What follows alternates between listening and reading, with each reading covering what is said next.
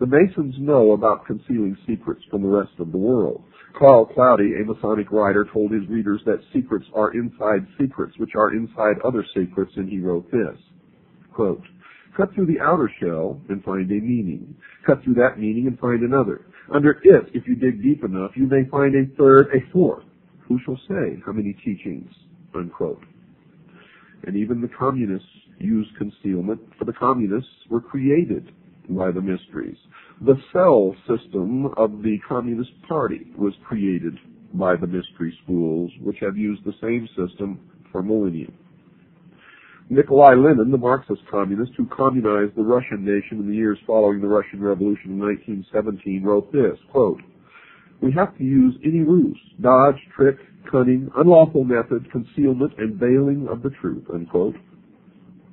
Many of the signs for identifying a communist or a member of the Communist Party are exactly the same as those symbols and signs used by Freemasons to identify each other. The use of secrecy to conceal thoughts from certain of the members of an organization or from the public is the device of those who have something to hide. That something is so horrible, so terrible, that knowledge of that secret must be kept from those who would have the most to lose by knowledge of that secret. In the case of the secret societies, it is a belief in Lucifer, also known as Satan or the devil. In the case of communism, it is the truth that the people living in a communist nation know that the system does not work. But those in a non-communist nation targeted for a communist government are not to learn that simple truth.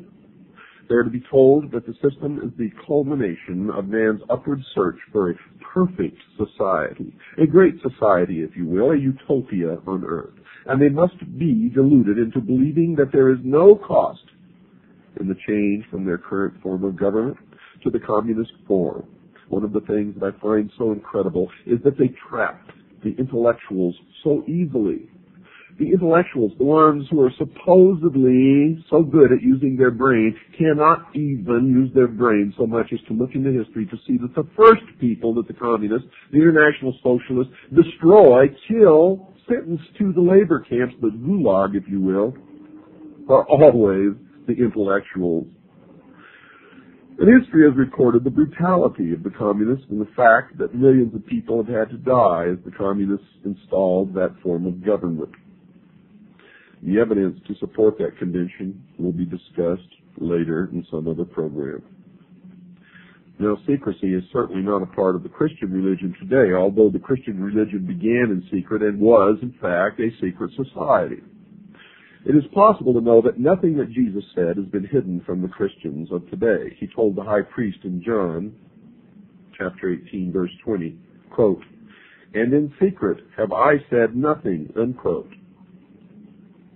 The intentional concealing of an organization's beliefs and purposes by the use of hidden language and concealed symbols is reserved primarily to the secret society and the nationwide Masonic lodges, or indeed a secret society. In the beginning, the Christians had their secret symbols also. One of the most prominent was the symbol of the fish. The secret is simply the fact that certain of their members worship Lucifer, and that they keep that secret from the overwhelming majority of their own members. And certainly the public is never to know this fact if they can help it. And the evidence to support that conclusion is ample, but only to one who cares enough to look for it. The problem with most people is they don't care enough to look for anything except Wheel of Fortune on the television set. So the student of history has to discover the hidden meanings behind the symbols in the Masonic literature and in the secret initiation ceremonies to understand the Masonic order. One of the first symbols that needs to be examined is the symbol of the serpent, also called a snake or dragon. Manly P. Hall wrote that the use of this symbol is as old as early man when he wrote this in his book entitled The Secret Teachings of All Ages. Quote, "Among nearly all these ancient peoples, the serpent was accepted as a symbol of wisdom," unquote, for it is from the serpent that man received the gift of intellect. Here Mr. Hall states that the serpent was a symbol of wisdom. It will be remembered that Lord Maitreya, the future New Age leader, also claims to possess wisdom. And Mr. Hall continued, quote, "Serpent worship in some form has permeated nearly all parts of the earth." The serpent is the symbol and prototype of the universal Savior who redeems the world by giving creation the knowledge of itself and the realization of good and evil, unquote, an admission that the serpent, at least from the point of view of the Christian Bible, is Satan. And then Mr. Hall links the serpent with the ancient mysteries previously discussed. He continues with the comment that the serpent was worshipped by the priests of that religion. Quote, the priests of the mysteries were symbolized as a serpent, sometimes called Hydra, unquote. And then he pointed out that the ancient mysteries had been passed on to various other cultures and that they have been brought forward to the present day.